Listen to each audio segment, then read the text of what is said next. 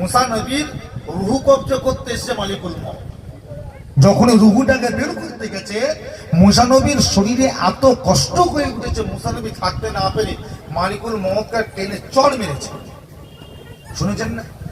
একটা টেনে চড় মেরে দিয়েছিলেন।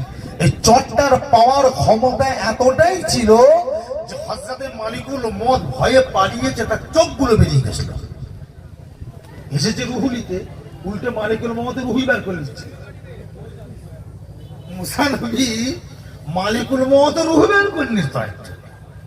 মালিকুল মউত তো তাড়াতাড়ি করে পালিয়েছে, যে আল্লাহ পাকের দরবারে গেছে, বলছে আল্লাহ আমাকে কার কাছে পাঠিয়েছে? তো মেরে ফেলবে আমাকে, ও তো আরেকটু হলে আমাকে মেরে ফেলতো। কে? আল্লাহ বলছে কেন চেনো না? ও তো আমার নবী মুসা। বলছে আল্লাহ আমাকে খুব জোর মেরেছে। আল্লাহ হ্যাঁ জোর মেরেছে, দেখেন আমার চোখগুলো বেরিয়ে পড়েছে। আল্লাহ বলছে তুমি নিশ্চয়ই কোনো বিয়াদবি করেছো। কি বিয়াদবি? বলছেন আল্লাহ কিচ্ছু করি। সালাম দিয়েছিলে? বলছে হ্যাঁ দিয়েছিলে। মারলো কেন? তো মারলো কেন? কি করে বলবো? মেরে দিয়েছে। ও মেয়েরা, আল্লাহ পাক জিজ্ঞাসা করলেন, এ নবী মুসা, আমার ফেরেশতাকে কেন তুমি মারলে বলো?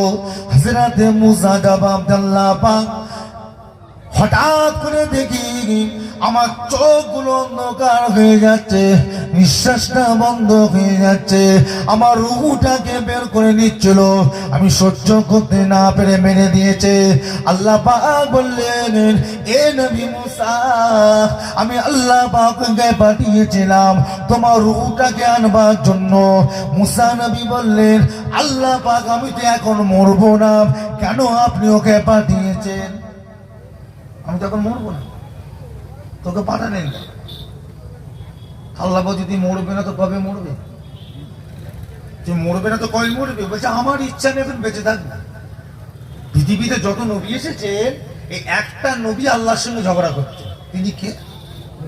জোরে বলে মুসা। যত নবী এসেছে পৃথিবীতে আল্লাহর সঙ্গে ঝগড়া একটা নবী করেছে, খালি ঝগড়া করে, কথাই কথায় আল্লাহর সঙ্গে ঝগড়া। পারবেন না তো পাঠিয়েছেন, আপনি দেবেন না তো আমাকে পাঠালেন, দিতে হবে। একদিন জেদ ধরতে ধরতে বলেই তো পেলে আল্লাহ আমি আপনাকে দেখবো, আপনাকে আমি দেখবো। আল্লাহ বলছে দেখতে পাবে না, আমি দেখবো। দেখতে পাবে না মানে আমি দেখবো। কি কথা ঠিক না? এইরকম ছিলেন জেদি মুসা নবী, কঠিন জেদি। আল্লাহ পাক তিনাকে জেদি করেছিলেন, এত জেদি। আর জেদির কিছু না একটা কারণ ছিল, কি জানেন? উনি ছিলেন তুতলা। মুসা নবী কি তোতলা বোঝেন? মানে কথা স্পষ্ট বলতে পারতেন না, তোতলা। আর ওনার তোতলা হবার পিছনের কারণটা কি? সে ফেরাউন আগুন খাইয়ে দিয়েছিল, মনে আছে? ফেরাউন আগুন খাইয়ে দিলেন না? ফেরাউন যখন আগুন খাইয়ে দিয়েছিল, তো মুসা নবীর জিভটা পুড়ে গেছিল। এই জিভ পুড়ে যাবার কারণে মুসা নবী তুতলা হয়ে গেছিল। আর মুসা নবী ইসলামের দাওয়াত যখন দিতে যেতেন, মুসা নবীর কথা কেউ বুঝতে পারত না, ঠাট্টা করত, কি বলে কি বলে। তা মুসা নবী আল্লাহর কাছে দোয়া চেয়ে বলল, আল্লাহ এরা তো আমার কথা কেউ বোঝে না, তোতলা তো, তো করতে করতে ওরা পালায়। আল্লাহ আমি আমার কথা বোঝে না, তো আমি দিলে তো আমার দেবো কি করে? তা আল্লাহ বলে, মুসা তুমি কি চাও বলো? বলছে আমার ভাইটাকে নবী করতে, আমার ভাই নবী করে দেন। আল্লাহ বলে ঠিক আছে যাও, তোমার ভাইকে আমি নবী করে দিলাম। একবার জোরে বলবেন না? মুসা নবী ছিলেন আর ভাইও নবী ছিলেন, দুইজন নবী। মুসা নবী ভাইকে বুঝিয়ে দিতেন এই বলতে হবে, আর ভাই সবার কাছে গিয়ে কি ওই কথাটা বলতেন। এইভাবে মানুষকে হিদায়ত করতেন। এই মুসা নবীর কথা কেউ বুঝতে পারত না, খুব রাগ। মুসা নবী একদিন আল্লাহর কাছে বলে ফেল, আল্লাহ এরা আমাকে এত জ্বালাচ্ছে, আল্লাহ আমি আর সহ্য করতে পারি না, এদের উপর গজব দাও, এদের উপর কি দাও? গজব দাও। তা আল্লাহ পাক গজব দিয়েছিলেন। কিসের গজব? ব্যাঙের গজব। ব্যাঙ, এত পরিমাণে ব্যাঙ দিয়েছে, যেখানে যাই ব্যাঙ ছাড়ার কিছু নাই, খালি ব্যাঙ। এই খাবার পানি দেখে জগের ভেতরে ব্যাঙ, ভাতের হাঁড়ি খুলছে ভাতের ভেতরে ব্যাঙ, পকেটে হাত দিচ্ছে দেখে পকেটে ব্যাঙ ঢুকে বসে আছে, শুধু যাচ্ছে বালিশের ব্যাঙ, বিছানাতে ব্যাঙ, যেন ব্যাঙের অত্যাচারে মানুষ পাগল। মুসা নবীর কাছে সব গ্রামের মানুষের কাঁদা কাঁদা করে, মুসা আমাদের ভুল হয়ে গেছে, আমরা তোমার সঙ্গে বিয়াদবি করবো না, তোমার খোদাকে বলো এই আল্লাহ যেন একটু ব্যাংকগুলোকে যেন আল্লাহ বন্ধ করে দেয়, শেষ করে দেয়।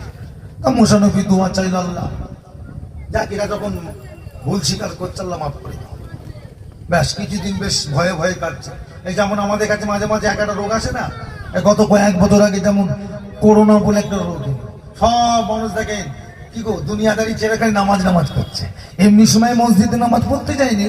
আর করোনার টাইমে পুলিশ মানা করেছে যাবে না, প্রশাসন এরা আরো উঠছে, ঝগড়া করে চলে যাচ্ছে। কি কথা ঠিক না? কেন? ভয়, আল্লাহর ভয়। ভালো হবে, আবার করোনা টোনা ভালো হয়ে গেছে, আবার যা ছিল তাই। তা মুসা নবীর মানুষগুলো ভয় যখন কেনে গেছে, আবার অত্যাচার করেছে। আল্লাহ নবী মুসা আবার বড় দোয়া করেছে, আল্লাহ আবার জ্বালাচ্ছে। আল্লাহ পাক আবার গজব দিয়েছে। কিসের গজব? উকুনের গজব। উকুন বলছেন না, ড্যাঙর, ড্যাঙর মাথায় যে করে হয়, কি বলে? ড্যাঙর বলে।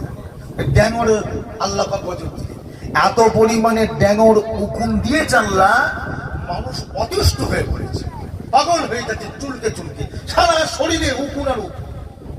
মুসা নবীর কাছে এসে আবার কাঁদা কাঁদা। আল্লাহ বলে ঠিক আছে মুসা যাও, আমি মাফ করে দিলাম। আবার কিছুদিন, 12 থেকে কিছুদিন যায়, আবার শুরু করে, আবার বদদোয়া করে, আবার দিয়েছে। কি দিয়েছে? এবার দিয়েছে আল্লাহ খুন দিয়েছে, রক্ত বিলাট। কেমন? সব জায়গায় বিলাট, পানি আর পানি নেই, পানি বিলাট হয়ে গেছে। আচ্ছা এই পানি যদি বিলাট হয়ে যায় আপনি খেতে পারবেন? আর কি খাবে? মানুষ তো মরে যাবে বেড়ে। সব বিলাট, রক্ত, যেখানে হাত দিচ্ছে রক্ত চারিদিকে। মানুষ তো আবার মুসা নবীর কাছে, মুসা নবী ব্যবস্থা করো, ব্যবস্থা করো। আবার দোয়া চাই, আবার এইভাবে নবীদের উপর অত্যাচার করেছে। আর মুসা নবীর একটা অভ্যাস ছিল কি জানেন? উনি একা নিরালা নির্জুম জায়গায় উনি গোসল করতেন। আর ওই জামানার অভ্যাস ছিল পুরুষ আর মহিলা একই ঘাটে উলঙ্গ হয়ে গোসল করতেন। শুনবেন? শুনছেন তো নাকি? না ঘুমোচ্ছে না? একদম ঘুমোচ্ছে না তো? মুসা নবী একা গোসল করতে। আচ্ছা আপনি বলেন, আপনি কোনোদিন কাপড় খুলে উলঙ্গ হয়ে গোসল করতে পারবেন কি? এটা হয়? সেই জামানায় করতো। আর মুসা নবী চিন্তা করছে, আল্লাহ আমি তো আপনার নবী, আমি কোনোদিন ওদের সঙ্গে গোসল করতে পারি? ওদের সঙ্গে গোসল করবো না, আমি একা করবো বলে একা ঘাটে নদীর ধারে গিয়ে একা করতে। মুসা নবীর সমস্ত সাথী সঙ্গীরা এই মুসা নবীর অবস্থা দেখে গ্রামের মানুষরা মুসা নবীকে কি বলতে লাগলো জানেন? এই মুসা মনে হচ্ছে খোঁজা। খোঁজা বোঝেন? মুরব্বীরা কথা বলবেন তো। খোঁজা মানে যার পুরুষত্ব নেই তাকে কি বলা হয়? খোঁজা বলা হয় না? বলছে মুসা মনে হচ্ছে খোঁজা, মুসার মনে কিছু নেই, যার জন্য মুসা লুকিয়ে লুকিয়ে একা গোসল করে। এইভাবে গ্রামের লোক রাখা। একদিন মুসা নবী রাস্তা দিয়ে নদীর বাঁধ দিয়ে হেঁটে যাচ্ছে, যেখানে গোসল করে দেখে ফাঁকা ফাঁকা। তা মুসা নবী কেউ যখন নেই, এই সুযোগে আমি গোসলটা করে নিই। তো মুসা নবী দেখছে আমার কাছে কাপড়ও তো নেই, যাক এই কাপড়গুলো খুলে উলঙ্গ হয়ে গোসল করি। সমস্ত শরীরের কাপড় খুলে মুসা নবী নেমেছে গোসল করতে। এই কাপড়গুলো নিয়ে একটা পাথরের ওপর রেখে, কেউ তো নেই, তাড়াতাড়ি করে নদীতে নেমে গোসল করে উঠে কাপড় খুলে নেবে।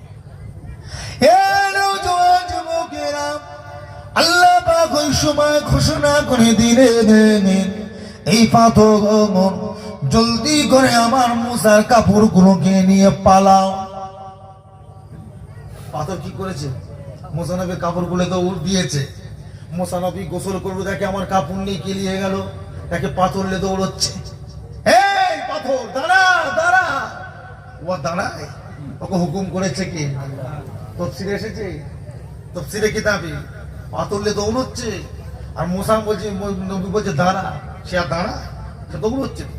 মুসা নবী চিন্তা করে, হায় সর্বনাশ, এই কাপড় দিয়ে যদি পালায় আমি আর ঘরে যেতে পারবো, ওই সারাদিন আমাকে নদীতে বসে থাকতে হবে। মুসা নবী হাতের লাঠিটাকে নিয়ে দৌড়েছে পাথরের পিছনে। আর আল্লাহ বলছে, পাথর তুই দাঁড়াবি না, সোজা চলে যা বাজারের ভেতর, যা গ্রামের ভেতর ঢোক। পাথরও দৌড়চ্ছে, মুসা নবী দৌড়চ্ছে, পাথরও দৌড়চ্ছে, মুসা নবী আর কোনো জ্ঞান নেই, বেহুশ হয়ে দৌড়চ্ছে কাপড় নেবে বলে। আর পাথর আল্লাহ বলছে তুই পালা, দাঁড়াবি না।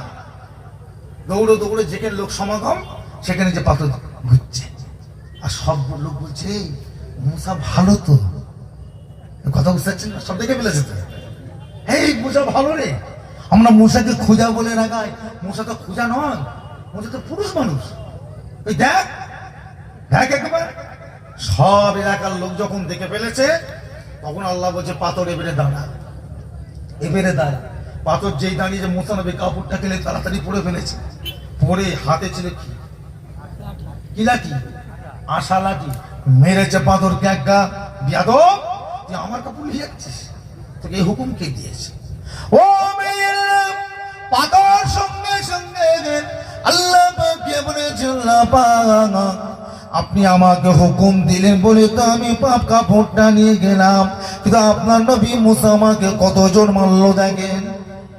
আমি তো আপনার হুকুমে নিয়ে গেছি, কিন্তু ও আমাকে মারলো। আল্লাহ বলছে মুসা তুই মারলে কেন? বলছে আল্লাহ আমার কাপড় নিয়ে পালালো কেন? আল্লাহ বলছে আমি তোকে হুকুম করেছি নিয়ে যাবা, তুই মারলে কেন? বলছে আল্লাহ আপনি দেখলেন না আমার সব কিছুতে লোক দেখে ফেললে, আমার ইজ্জত সম্মান আছে কিছু, আমার মান সম্মান কিছু আছে? আল্লাহ বলছে মুসা আমি তো লোকের কাছে দেখাবো বলেই তো আমি কাজ করেছি। তোমাকে সবাই খোঁজা বলে, খোঁজা হিজড়ে বলে, খোঁজা বলে। আমি আজকে সবার চোখে আঙুল দিয়ে দেখিয়ে দিলাম, দেখো আমার নবী খোঁজাও নয়, হিজড়ে নয়, কিচ্ছু নয়, আমার নবী মুসা ভালো। আজ থেকে তোমাকে আর কেউ রাগাবে না, সবাই দেখবে তোমাকে পুরুষ মানুষ হিসাবেই চিনবে। একবার জোরে বলবেন না?